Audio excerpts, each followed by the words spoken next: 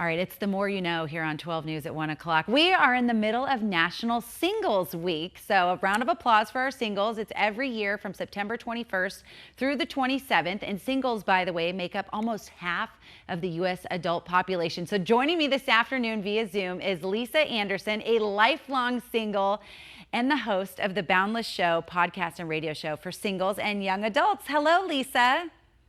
Well, hey there, Rachel. I don't know, that's a dubious honor, a lifetime single, but I'll take it. Hey, you're rocking it, girl. And we want to know how you focus on maximizing singleness, regardless of whether marriage might be in your future, and we're not knocking marriage, but why that lifestyle should not be an excuse for selfishness or laziness, but really a good use of your time and energy.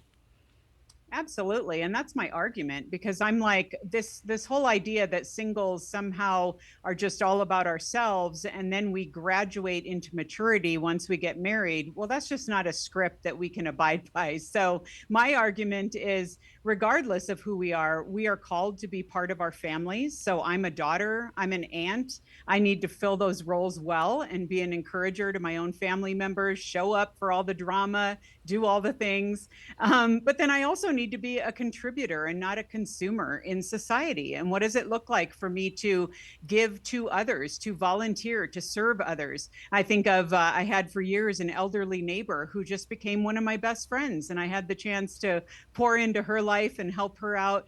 And so doing that, is great for all singles to do and to be not about ourselves.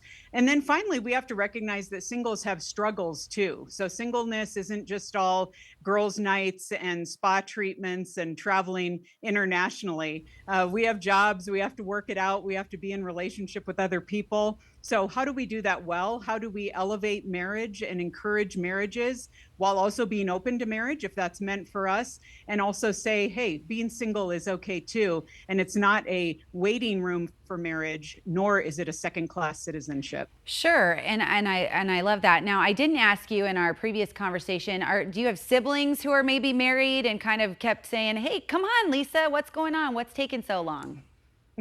Most of my siblings are married and they would love for me to be married. I think just because like attracts like, so if they have great marriages, they want me to have a great marriage. So they're always like, trying to prompt me or prod me and say, have you been on the apps lately? Have you been online? Are you sure you're trying hard enough? Well, goodness gracious, I host an international show for singles. So I think I'm out there. I think I put myself out there. So I just have to give them a hard time, and they've kind of come around, I think, a little bit. Certainly, as most siblings tend to do on occasion. So let's talk about, while we have about a minute left, what do you want those young adults that you tend to work with on a regular basis to take away from the single life and really prioritizing self-love, care, and discovery while focusing on themselves?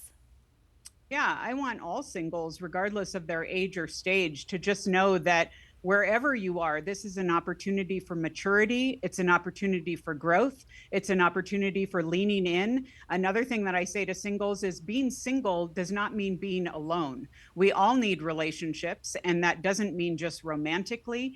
We need people speaking into our lives. We need to do the same. So how can it look for us to have community and to maybe be the instigators of that? So as we grow individually and grow alongside others, I think ultimately our communities and our society will be better.